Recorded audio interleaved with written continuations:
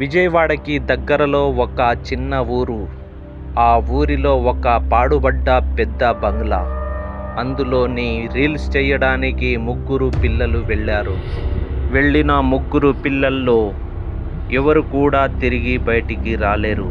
వాళ్ళ యొక్క మొబైల్స్ బయటపడి ఉన్నాయి. ఈ స్టోరీ మీరు మొత్తం చూడాలి, వినాలి అనుకుంటే ఈ వీడియో చివరి వరకు స్కిప్ చేయకుండా చూడగలరు. చాలా ఇంట్రెస్టింగ్గా ఉంటుంది. భూతాల అడ్డ పూర్తి కథ. విజయవాడకి దగ్గరలో ఉన్న ఒక చిన్న గ్రామం. పగలు చాలా ప్రశాంతంగా కనిపించే ఆ గ్రామం రాత్రి అయ్యేసరికి భయంతో గడ్డకట్టిపోతుంది. ఆ గ్రామం చివరలో అడవికి దగ్గరగా ఒక పాత పాడుబడిన బంగ్లా ఉంది. అది ఎప్పుడో 30 సంవత్సరాల క్రితం నిర్మించబడింది.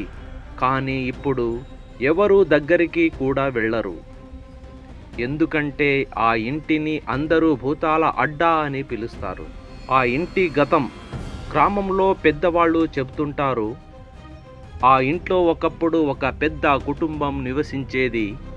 ఆ కుటుంబానికి నాయకుడు రాజశేఖర్ చాలా డబ్బున్న వ్యక్తి, కానీ చాలా క్రూరుడు. అతను తన పని మనుషులపై చాలా హింస చేసేవాడు. ఒక్కరోజు అతని ఇంట్లో పనిచేసే ఒక మహిళను అన్యాయంగా హత్య చేశాడని అంటారు. ఆమె చనిపోయే ముందు చెప్పిన మాటలు ఇప్పటికీ ఆ ఇంట్లో వినిపిస్తాయంటారు. ఈ ఇంట్లో ఎవరూ శాంతిగా ఉండరు. ఆ రోజు తర్వాత ఆ ఇంట్లో ఒక్కొక్కరుగా విచిత్రంగా చనిపోవడం ప్రారంభమైంది. చివరికి ఆ ఇంట్లో ఉన్న వారంతా చనిపోయారు. ప్రస్తుత కాలం. ఇప్పటి వరకు ఆ ఇంట్లోకి వెళ్ళిన వాళ్ళు చాలామంది, కానీ తిరిగి వచ్చిన వాళ్ళు చాలా తక్కువ. ఒకరోజు ముగ్గురు ఫ్రెండ్స్ రాహుల్, అర్జున్, వినయ్ వాళ్ళు యూట్యూబ్ కోసం వీడియోలు తీయడానికి ఆ భూతాల అడ్డ గురించి వీడియో తీస్తే వైరల్ అవుతుందని అనుకొని ఆ భూతాల అడ్డలోకి వెళ్ళారు. గ్రామస్తులు వారిని ఆపడానికి ప్రయత్నించారు. అక్కడికి వెళ్ళకండి, తిరిగి రారు అని హెచ్చరించారు. కానీ వాళ్ళు నవ్వేశారు. ఆ రాత్రి 12 గంటలు. ఆకాశం నల్లగా ఉంది. గాలి కూడా గట్టిగా ఊదుతుంది. వాళ్ళు కెమెరా, టార్చ్ తీసుకొని ఆ ఇంటి దగ్గరికి వెళ్ళారు. గేట్ దగ్గరికి చేరుకున్న వెంటనే క్రేక్ అంటూ గేట్ స్వయంగా తెరుచుకుంది.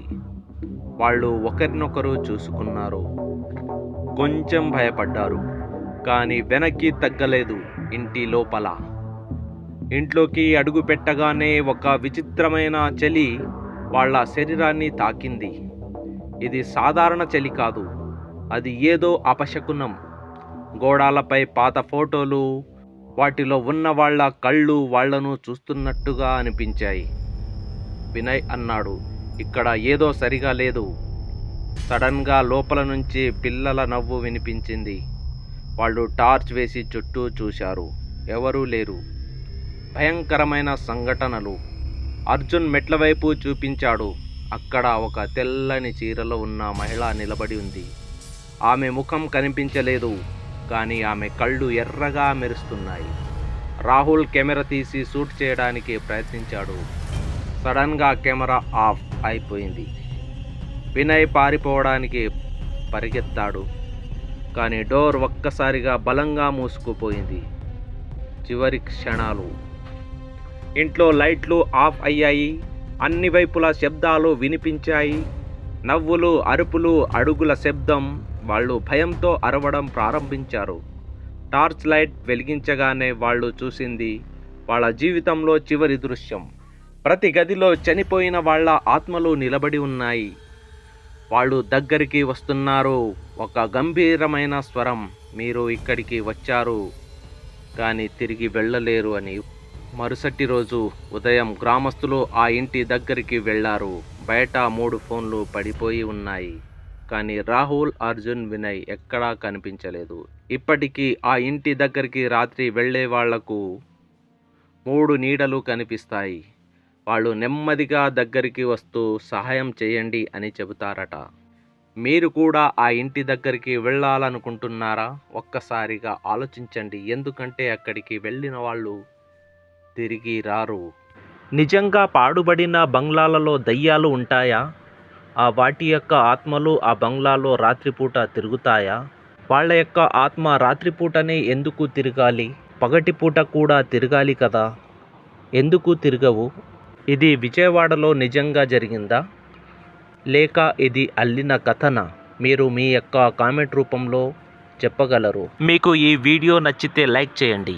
ఇలాంటి వీడియోస్ మీరు ఇంకా చూడాలి, వినాలి అంటే నా యొక్క ఛానల్ను సబ్స్క్రైబ్ చేసి బెల్ ఐకాన్ను ప్రెస్ చేయగలరు. Thank you for watching.